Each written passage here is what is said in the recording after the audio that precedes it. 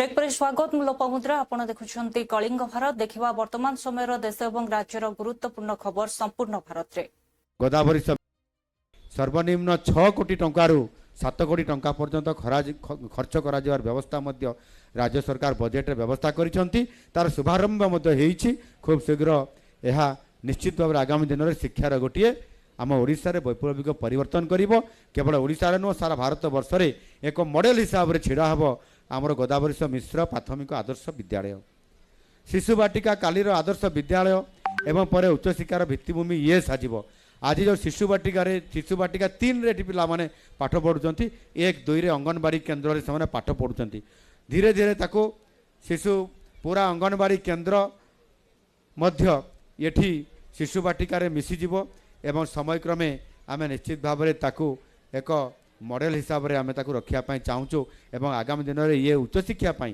अर्थात प्राथमिक शिक्षापी तापर उच्च प्राथमिक शिक्षापी तापर उच्च माध्यमिक शिक्षापी स्तर स्तर होकर ऊपर को जीवाई सरकार स्तर में व्यापक भाव में ये योजना करा जातीय शिक्षा नीति 2020 आम ओडिशा रे लागू करा एवं ताकू कार्यकारी आज आम सरकार करुछंती आमे ओडिशा को एक ज्ञानभित्तिक अर्थनीति नॉलेज इकोनॉमी भाव गढ़ा चाहूँ एपाई आम पिलामानकु विश्वस्तरीय प्रतियोगिता प्रस्तुत करने पड़ो गणमाध्यम बंधु मैंने जो मैंने ये समस्ते आपण मैंने अच्छा आपण मैंने होती गणतंत्र चतुर्थ स्तंभ हिसाब से आपण मानकर भूमिका मध्य ये समाज रे गुरुत्वपूर्ण सरकार योजना आ जनसाधारण मध्य आपण निश्चित भाव में काम करेंगे सेतु भड़िया मोर अनुरोध आपण माने यही शिक्षा अभियान को एक आंदोलन रे परिणत करंतु सामाजिक गणमाध्यम खबर कागज माध्यम रे वार्ता पहुंचातु जे शिक्षा ही प्रकृत संपद जदि केउठी कौन सी अवैध शिशु शिक्षार वंचित होउची तेबे ताहा प्रशासन दृष्टि को आणंतु शिशु बाटिका प्रवेश उत्सव सफल कहानी गुड़ी को लोकलोचन को आणंतु जहाँ अन्य मान को निश्चित भाव में ये आपंकर प्रेरित करिपारिबो ओडिशा रे प्रत्येक शिशु हेउची आमर भविष्य जेकोसी अगम्य पहाड़िया अंचल हेउ किंबा सहर बस्ती अंचल हो समस्तक पई समान सुविधा समान सुजोग आम सरकार देवाई योजना करिसंती मु समस्त शिक्षक बंधु मान को कहवाई चाहे आपण माने केवल पाठ पढ़ौ नाहंती मोर शिक्षक बंधु माने आपण आज शिक्षा विभाग तरफ भुवनेश्वर राजभवन सरकारी उच्च प्राथमिक विद्यालय रे मान्यवर मुख्यमंत्री लोकप्रिय मुख्यमंत्री श्री मोहन माझींकर कर कमल रे आज खड़ीचुआ उत्सव बा प्रवेश उत्सव आज शुभारंभ है मान्यवर मुख्यमंत्री आज छोट छोट कुनी कुनी पिला मान को आज तांकर हाथ धरी ये खड़ीचुआ उत्सव कराइले ये खड़ीचुआ उत्सव होची आम ओडिया परंपरा ये परंपरा आधार रे गत वर्ष ठारू शिक्षा विभाग तरफ आज ये खड़ीचुआ उत्सव पालन करा जाउछि खड़ीचुआ उत्सव आज मान्यवर मुख्यमंत्री एठी आरंभ कला परे आज राज्यर सबु जिल्ला रे सबु प्राइमरी स्कूल मानकरे प्राथमिक स्कूल मानकरे आज ये खड़ीचुआ उत्सव पालन होइछि एथि पूर्वरु आमर शिक्षक शिक्षयित्री आमर अधिकारी माने जोठी 5 वर्षर कि 6 वर्षर पिला रहिछंती तांको घर को जाइछंती एवं मान्यवर मुख्यमंत्री एक निमंत्रण पत्र थिला से निमंत्रण पत्र देकी एवं ता सहित पुष्प चंदन दे तांको ये प्रवेश उत्सव पाई आमंत्रण कराही थिला जहा कि आज ये प्रवेश उत्सव बा खड़ीचुआ उत्सव कार्यक्रम मान्यवर मुख्यमंत्री द्वारा शुभारंभ होइछि ये जो निमंत्रण पत्र प्राय आमर शिक्षक शिक्षयित्री अधिकारी माने प्राय 6 लाख ये आमंत्रण पत्र बांटी थिले आज निश्चय आशा करूछु जे ये जो खड़ीचुआ उत्सव माध्यम रे छोट छोट शिशु मानकर एवं अभिभावक अभिभाविका मानक भितरे गोटे आग्रह सृष्टि करब एवं सेतिरे सचेतन भी करा जाउछि कि कहीं भी जमती पाठ न पढ़ी कि घरे जमती रहिबे नाही समस्ते विद्यालय को केमती जीवे ये कथा भी समस्त को सचेतन करा जाउछे एवं यही कार्यक्रम रे समस्त लोक प्रतिनिधि एवं सेठाकर समस्त जनसाधारण भी केमती भागीदार हेबे एवं शिक्षा को आग को नेबा पाई आम शिशु कुनी कुनी शिशु मानू एवं अभिभावक मान केमती प्रोत्साहन देवे प्रोत्साहित करेंगे से भी कार्यक्रम आम विभाग तरफ निश्चय समस्त शिक्षक शिक्षयित्री कारणों भी मुझे धन्यवाद दूची एवं विशेषकर माननीय मंत्री शिक्षा को से गुरुत्व देइछंती शिक्षा ही एकमात्र व्यक्तिर एवं ओडिशार विकास रे सहायक हो पारिबो सेइथिपाई आज आमर जातीय शिक्षा नीति माध्यम रे आमे सरकारी स्कूल रे भी शिशु बाटिका 3 खोलीचे एवं शिशु बाटिका 3 रे शिक्षा पद्धति को गोटे आनंददायक केमिति हबो तापाई विभिन्न टीचिंग मटेरियल्स हो आपण ये जतेबेले देखिथिबे ये प्रदर्शनी भी तार करा जाइछि केमती पिला मानकु सरकारी विद्यालय मानकर पिला मानकर शिक्षा व्यवस्था को आनंददायक पिला मान केमती आकर्षित हेबे विद्यालय को दिए ओडिशार दीर्घदिनर लड़ई पर वंशधारा वाटर डिस्प्यूट ट्रिब्यूनल जो राय देइछि ये ओडिशावासी को व्यथित करिछि कारण जदि नेरेडी जल प्रकल्प तैयारी हुए ताहले ट्रिब्यूनल राय अनुसार वंशधारार अधा जल आंध्र को चलीज जो द्वारा रायगड़ा जिलार चाषी माने संपूर्ण रूपे क्षतिग्रस्त हे ओडिशा ए क्षतिग्रस्त हे भारतीय जनता पार्टी सरकार आसिला परे गोटिए पर गोटिए जो अभावनीय परिस्थिति ओडिशा पई सृष्टि करुछि प्रथमे कोटिया वर्तमान नेरेडी जल विवाद बा वंशधारा वाटर डिस्प्यूट एथिरे ओडिशा सरकार रो अपारगता संपूर्ण रूपे बारी हो पड़ुछि एवं ओडिशा सरकार को अनुरोध जे जाइकी पुणी थे लड़ई करंतु नचेत अविभक्त कोरापुट जिलावासी आंदोलन रे ओल्हेया पई प्रस्तुत अछन विरोधी जहाँ कहवा कथा एप्रिल 1 रु एप्रिल 14 पर्यंत ओडिया पक्ष पालन हेउछि एवं प्रत्येक दिन को आमे गोटे गोटे ओडियात्व आधारित विषय वस्तु प्रति समर्पित करिछु ए परिप्रेक्षी रे आज आमर पालन करा जाउछि ओडिया रे नाम फलक सचेतनता पदयात्रा सारा राज्य रे राज्य श्रम कर्मचारी बीमा विभाग द्वारा ए कार्यक्रम रो नेतृत्व से माने नउछंती नाम फलक सचेतनता जो व्यावसायिक प्रतिष्ठान गुड़िक अच्छे सरकारी ठारू आरंभ करी बेसरकारी अनुष्ठान पर्यंत अच्छे तार नाम फलक ओडिया रे हेउ एथिपाई सचेतनता सृष्टि करिवार ए ओडिया पक्ष भितर गोटे दिन लक्ष्य रखाई माननीय मुख्यमंत्री मध्य तार आह्वान एथर देइछंती गत वर्ष मध्य ओडिया पक्ष रे आज दिनटी को आम समर्पित करिथिलु एथिपाई एवं एथर मध्य दिया जाउछि एवं आपण मानक माध्यम रे समस्त व्यावसायिक प्रतिष्ठान समस्त बेसरकारी अनुष्ठान सरकारी अनुष्ठान को अनुरोध करुछि समस्ते ओडिया रे निजर नाम फलक लेखिबार प्रयास करिवे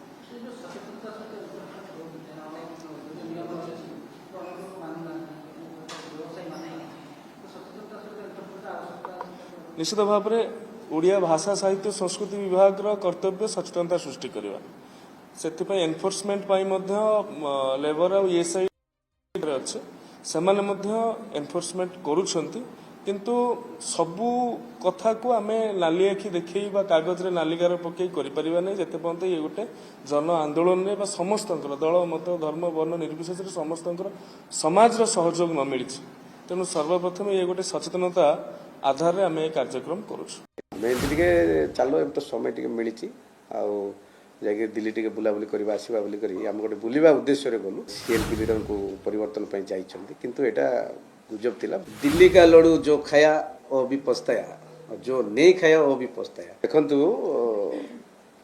प्राय मासे खंडे विधानसभा चलिला भुवनेश्वर रे आमे सब विधायक थिलु वाद विवाद प्रतिवाद ये सब चलिला हमको टिक बोर लागला माने एते दिन रही गला परे बोर लागला आ हम विधानसभा सरी गला हम एरिया जे जा निजा निजा एरिया रे टिके बिजी हे जिवु आमे एंती टिके चलो एम तो समय टिके मिलिछि आ जाके दिल्ली टिके बुलाबुली करबा आसीबा बोली करी हम गोटे बुलिबा उद्देश्य रे गलु किंतु एटी गोटे ओडिसा रे गोटे गुजब प्रचार हला बा गुजब खबर प्रसारित हला जे सीएलपी लीडर को परिवर्तन पई जाइछंती किंतु एटा गुजब थिला गोटे अलगा प्रचारित होइतिला କିନ୍ତୁ ସେମିତି କିଛି ନଥିଲା।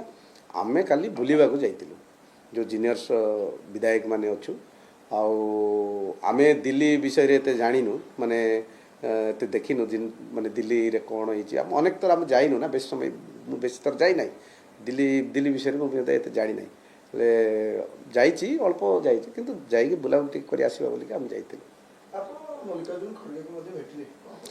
जते बेले बुलाबुली कला परे जो आमे ये जो कुतुब मीनार लेटेस्ट मंदिर इंडिया गेट ये सब आउ किटा माने राजघाट किटा माने अछि बुलिलु बुलला परे जेहेतु दिल्ली रे जाइचु दिल्ली होची भारत राजधानी सिटी सबु दलर मुखिया माने रहंती आ गोटे गोटे गाँ को जाइचु माने गोटे बंधु बांधव को मिसिकर न आसिले हबो कि सेति पय आमे हमर मुखिया को सहित टिके गलु दल विषय माने हम पार्टी विषय टिके आलोचना कलु माने भेटिबा को गलु किंतु से हमको पचारतिले आम संगठन ऊपर पचारतिले राज्यसभा ऊपर पचारतिले आ तांको सहित कथावार्ता के आसिलु आपण कोन उत्तर देले जल पचार राज्यसभा बाबत दल स्थिति बाबत कोन उत्तर राज्यसभा पचारले आमे कहलु सर आमे हमर तो सीनियर लीडर्स माने अछंती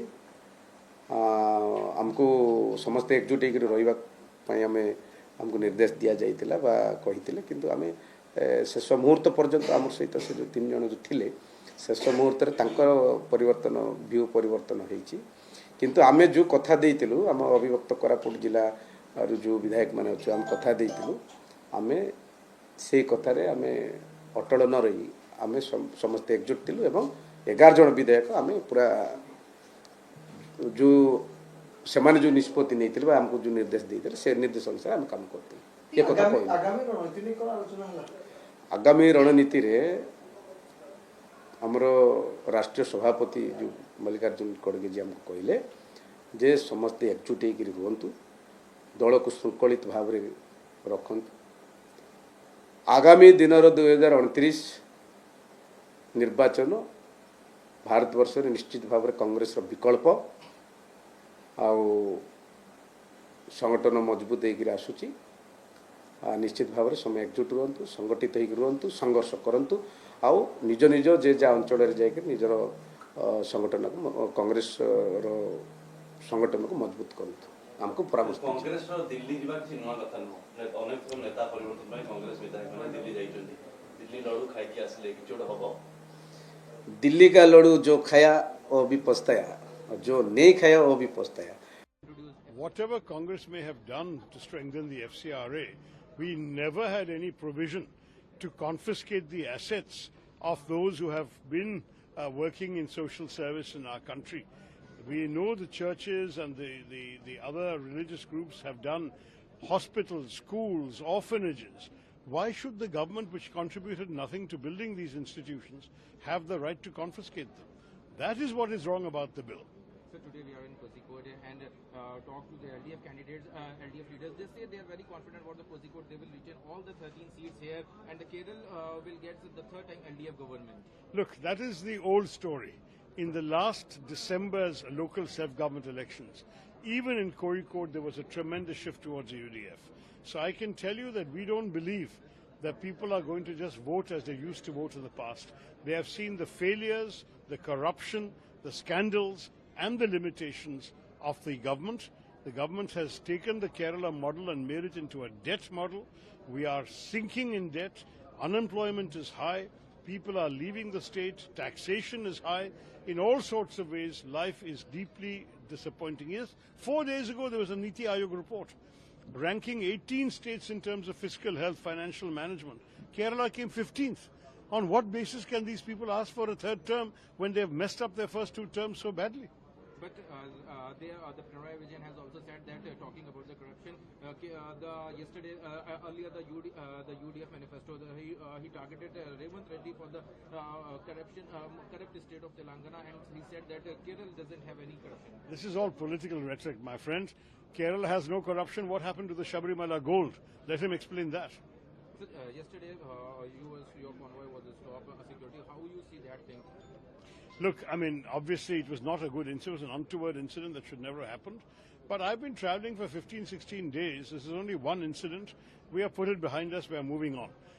There's still 4 days left of the campaign. We are not going to change anything. We're going to travel everywhere we are supposed to travel. We're going to reach our message to the public.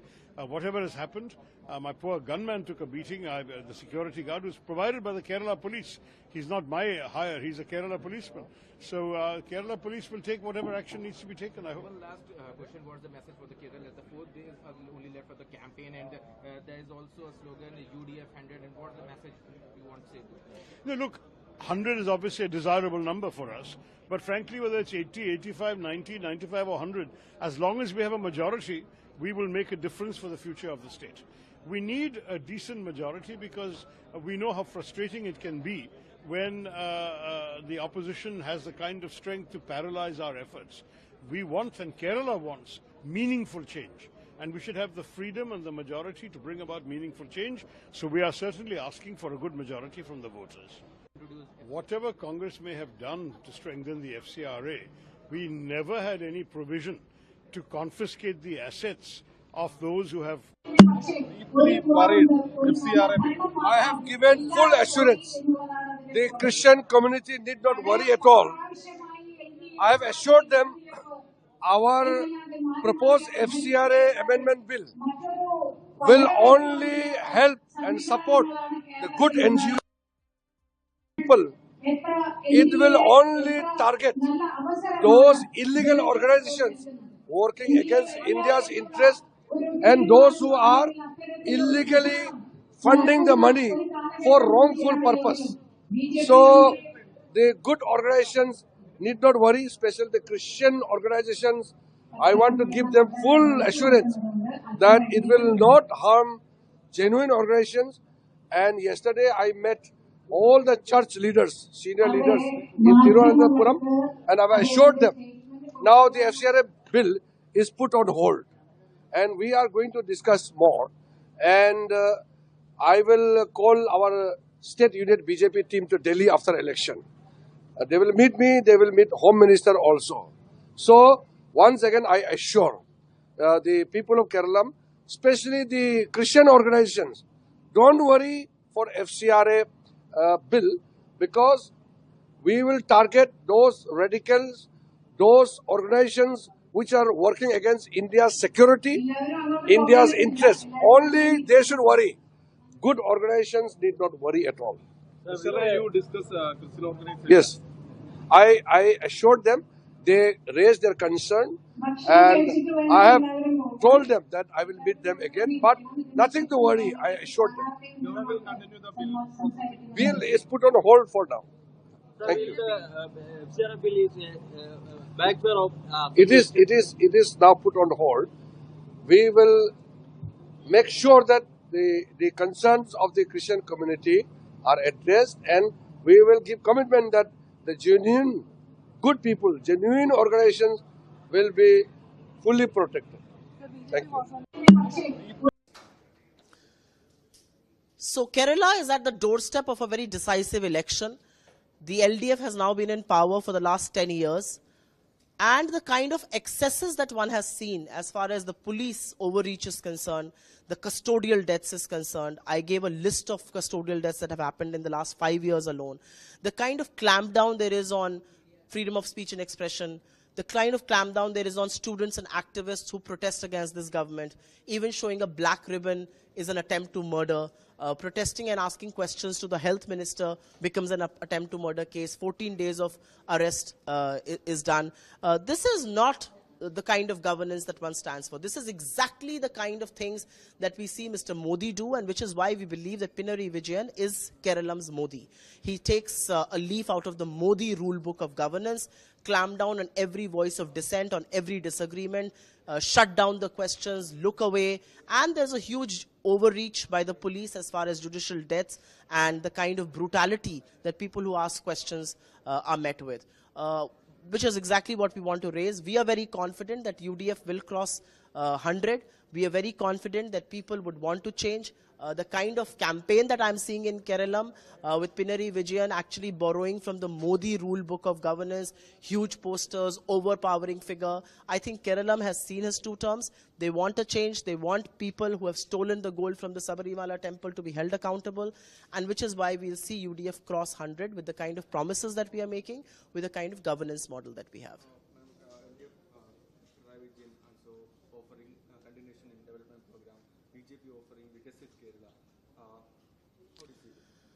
BJP can keep offering what to Kerala? BJP's B team will be voted out. Both the BJP and BJP's B team, Mr. Pinarayi Vijayan and the LDF government, will be voted out because they have not been able to keep their promise with Kerala.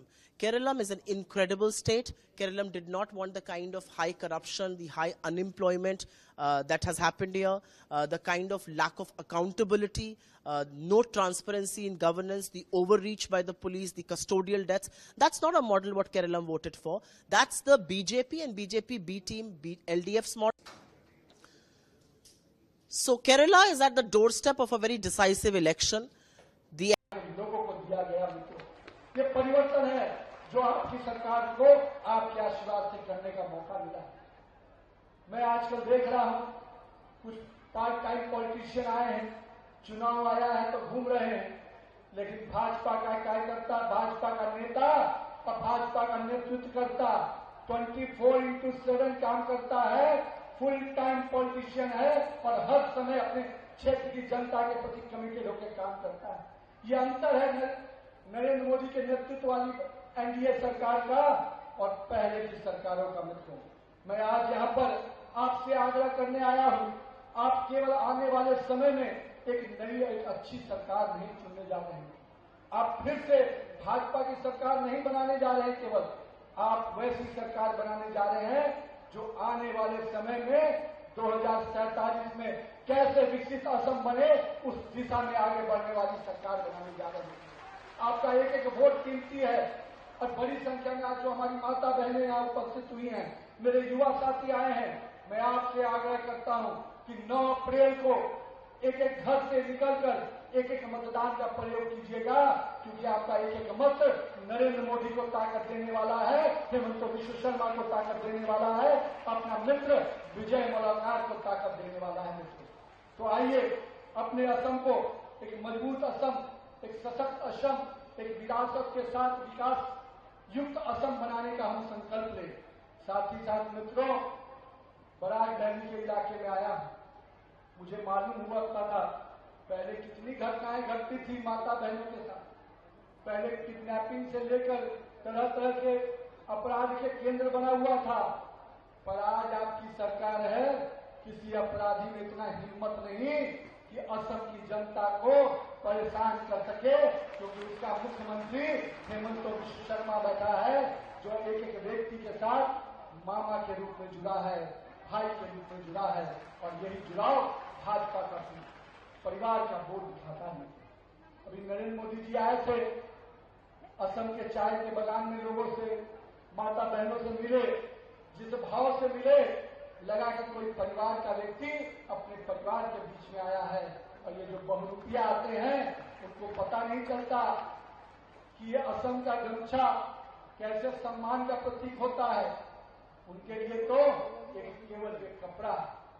यही अंतर है भाजपा के नेतृत्व में और उन बहुरूपियों के नेतृत्व में।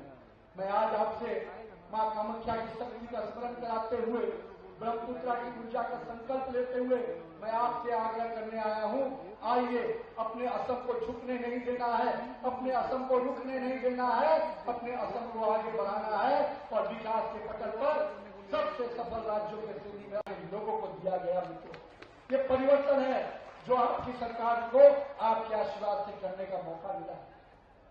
मैं आजकल देख रहा हूं ഈ രാജ്യത്ത് വിദ്വേഷം പരത്തുന്ന ആദർശകാരമാണ് ഇന്ന് എൽഡിഎഫിനെ മുൻപോട്ട് നയിക്കുന്നത്. And everybody in Kerala can see that there is a relationship now between the BJP, RSS and the left front, CPM.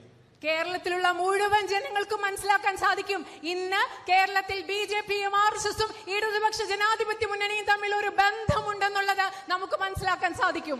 And most leaders in the left front understand this. ഇടതുപക്ഷ ജനാധിപത്യ മുന്നണിയുടെ ഭാഗമായ ഒരുപാട് നേതാക്കൾക്ക് ഈ കാര്യം മനസ്സിലാകുന്നുണ്ട്. There are two types of leaders in the left front. ഇടതുപക്ഷ മുന്നണിയിൽ രണ്ട് തരത്തിലുള്ള നേതാക്കളുണ്ട്. There are opportunistic leaders who want to come to power at any cost, will do anything to come to power. അവസരവാദത്തിന് മുഖ്യമായ പ്രാധാന്യം നൽകിക്കൊണ്ട് എങ്ങനെയും അധികാരത്തിലെത്താൻ ശ്രമിക്കുന്ന ഒരു കൂട്ടം നേതാക്കളുണ്ട്. They don't care whether they are being helped by BJP, RSS, anybody. They don't care. അവർക്ക് യാതൊരു ചിന്തയില്ല. അവർ RSS സഹായിക്കട്ടെ, BJP സഹായിക്കട്ടെ, അതിനെപ്പറ്റി ഒന്നും ആകുലതയില്ലാത്ത ഒരു കൂട്ടം നേതാക്കളുണ്ട്. And then there are leaders who are not opportunistic, who believe in something. There are workers who've spent many years working for the ideology, who are feeling betrayed, let down, hurt, upset. അതുപോലെ തന്നെ ഒരുപക്ഷം നേതാക്കളുണ്ട്. അവർ ആ പ്രത്യയശാസ്ത്രത്തിൽ വിശ്വസിക്കുന്ന ആൾക്കാർ, അവർ അവസരവാദപരമായി ചിന്തിക്കുന്ന ആൾക്കാരല്ല.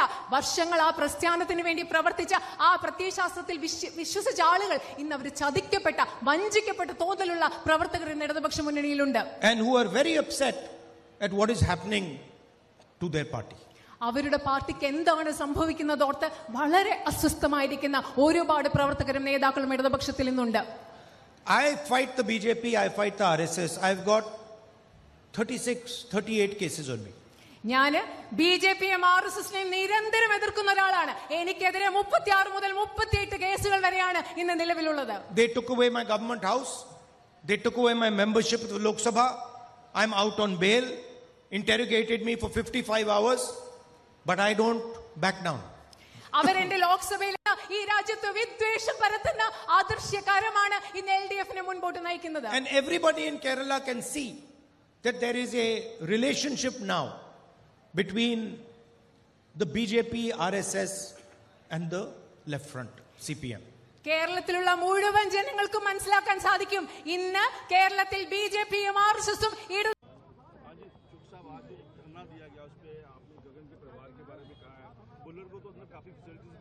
ऐसा है कि वीआईपी ट्रीटमेंट जेल के अंदर पूर्व मंत्री लालजी सिंह भुल्लर को दिया जा रहा है. क्या क्या दिया जा रहा है इसकी एक लंबी लिस्ट है. पर मैं पूछना चाहता हूं कि पंजाब पुलिस ने अपराधी का मोबाइल अभी तक जब्त क्यों नहीं किया? अपराध में उनके साथ शामिल उनके पिता को अरेस्ट क्यों नहीं किया? और अभी तक कत्ल का पर्चा रजिस्टर्ड क्यों नहीं किया? पंजाब जानना चाहता है, देश जानना चाहता है कि एक मंत्री को जेल के अंदर वीआईपी ट्रीटमेंट दिया जाए और जिन पर अत्याचार हुआ उनका बयान भी अगर पुलिस लेने जाती है तो उनकी बिजली काट दी जाती है. ये टॉर्चर सेंटर चलाने वाले मंत्रियों के साथ पंजाब की सरकार वीआईपी बिहेवियर कर रही है, जो कि दुर्भाग्यपूर्ण है. इसकी जांच होनी चाहिए. और मेरा भगवंत मान साहब से निवेदन है कि भारतीय जनता पार्टी का एक एक कार्यकर्ता डोप टेस्ट कराने के लिए तैयार है. सबसे पहले मुख्यमंत्री भगवंत मान, उनके मंत्री लालजी सिंह भुल्लर सहित सभी कैबिनेट कोलीग्स, MLA, MP वो डोप टेस्ट कराएं. हम भी डोप टेस्ट कराने के लिए तैयार हैं. मेरे को वो बताएं कि कहाँ आना है डोप टेस्ट कराने के लिए. मैं तैयार हूँ. समुदाय को इससे छूट देने की बात कही है और इसके साथ ही उन्होंने ये भी कहा है कि बीजेपी सारे घुसपैठियों को असम से बाहर निकाल देगी. इससे पहले कांग्रेस की सरकार थी क्या? वहां बीजेपी की ही थी. 10 बरस से है सरकार. अगर एक भी घुसपैठिया है तो who is responsible? It is about you honourable home minister. Acknowledge your failure अगर है, क्योंकि यही जुबान आप बिहार में बोलते थे. लिस्ट दीजिए ना. यही जुबान आपने झारखंड में बोला था. तो क्या है ना, वोकैबुलरी बहुत लिमिटेड है. देखुले वर्तमान समय देश और राज्यर गुरुत्वपूर्ण खबर संपूर्ण भारत रे. समय होछि ब्रेक पर खबर प्रसारण जारी रहिबो. देखुथांतु कलिंग भारत.